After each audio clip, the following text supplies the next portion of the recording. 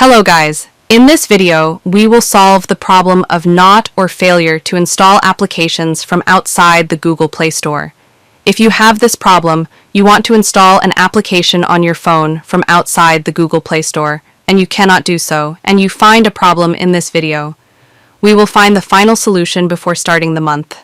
Do not forget to subscribe to the channel, like the video, and share the video. We will start the explanation. As you can see now, this is the application that I want to download. This application is in XAPK format, not EPIC in XAPK format. This means that we click on it. We will find a problem. I will click on it to install it. It tells me that the file could not be opened, or the application could not be installed, or the application failed to download, according to what is written for you. To solve this problem, you will need a small, free, easy, and quick-to-use application. You will find the link to this application in the first comment. Installed after opening the application, click on Install, which is here in blue.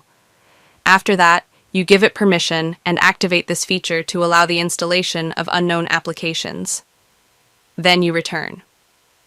After that, you click on Install again. This interface will appear to you. It contains all the files on your phone. Choose the file in the application that you want to install. I have it here.